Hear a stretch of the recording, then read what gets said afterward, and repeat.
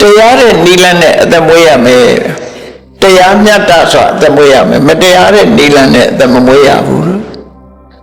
အဲ့တော့ဒုစရိုက်နဲ့အသက်မမွေးပဲနဲ့သူစရိုက်နဲ့ပဲအသက်မွေးတာဓမ္မစီဝီလို့ခေါ်တယ်သူစရိုက်ထဲမှာလည်းပဲပညာနဲ့အသက်မွေးတယ်ပညာစီဝီ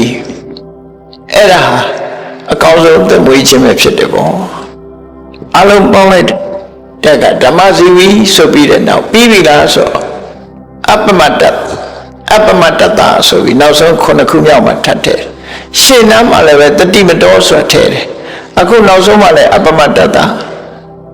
ရှိမှုမလျော်ခြင်းမရှိဘူးဆိုတာလည်းတတိထားရမယ်ဆိုတာကိုပြောတာအဲ့တော့တတိကိုနှစ်ထပ်ကွမ်းဟောတာဒီမှာဘာကြောင့်နှစ်ထပ်ကွမ်းဟောလဲခုနကတော့ဥဒ္ဒနာဝတ္တောတတိယဘာလဲအခုဒီအပ္ပမတ္တဆိုတဲ့တတိယဘာလဲဆိုဥဒ္ဒနာဝတ္တောမှာဆိုတဲ့တတိယ mindfulness ကိုပြောတာအလုံးလုံးပြီဆိုရင်အာယုဆိုင်ရမယ်နော်အမတ်တမဲ့ဘာမှမလုပ်ရဘူးအာယုဆိုင်ရမယ်အမြဲတမ်းအာယုဆိုင်အဲ့ဒါအရေးကြီးတဲ့တတိပဲ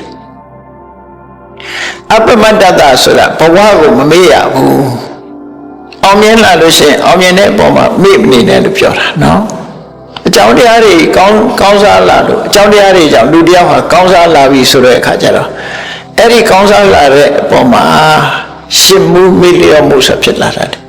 အဲ့ဒီရှင်မှုမေ့လျော့မှုမရှိရဘူးလို့အပ္ပမတ္တတာကိုပြောတာနောက်ဆုံးတတိယအပ္ပမရပဲနော်ရှင်မှုနေလို့ရှိရင်မှားယွင်းသွားနိုင်တယ်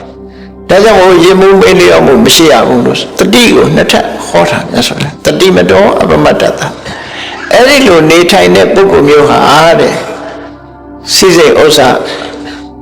ကျွမ်းဝချမ်းသာခြင်းဂုဏ်သတင်းချီးခြင်းဆိုတဲ့ယတဆိုတဲ့ခြေဆုတရားတွေကိုရရှိနိုင်ပါတယ်လူလောကမှာအောင်မြင်သူဖြစ်နိုင်ပါတယ်လို့သူဆိုလိုတယ်နော်အောင်မြင်ကြော်ကြားတဲ့ပုဂ္ဂိုလ်ဖြစ်လာနိုင်တယ်ဆိုကျိုးစားမှုကစတာပဲဒါအဲ့တော့ဒီဒေသနာတော်မှာကြည့်မယ်ဆိုရင်လောကမှာချက်တွေကိုကိုပြောထားတာအဲ့ဒီအလုပ်တွေဟာတခုမှမချိုးရဲစေပဲနဲ့ကိုယ်တဏ္ဍမှာ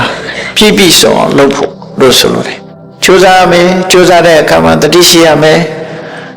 ကိုလုပ်တဲ့လုပ်ငန်းမှာစင်ကြယ်တန်ရှင်းတဲ့လုပ်ငန်းမျိုးအလုပ်မျိုးဖြစ်ရမယ်လုပ်တိုင်းဟာအသိဉာဏ်နဲ့စဉ်းကျင်စဉ်းစားပြီးပြုလုပ်တယ်အရန်ဘယ်တော့မှမလုပ်ဘူးတင်ညတကိုယ်နဲ့နှုတ်ကိုထိသိဆောက်ရှောက်တယ်ဓမ္မစီဝီတရားတဲ့နိလန်းနဲ့အသမွေးတယ်အပ္ပမတ္တတာရလာတဲ့အခြေအနေတစ်ခုပေါ်မှာရင်မှုမေးလျော့ပြီးတော့မနေဘူးဆိုရင်အဲ့ဒီပုဂ္ဂိုလ်ကကြီးပွားတိုးတက်တယ်လို့သူပြောတာနော်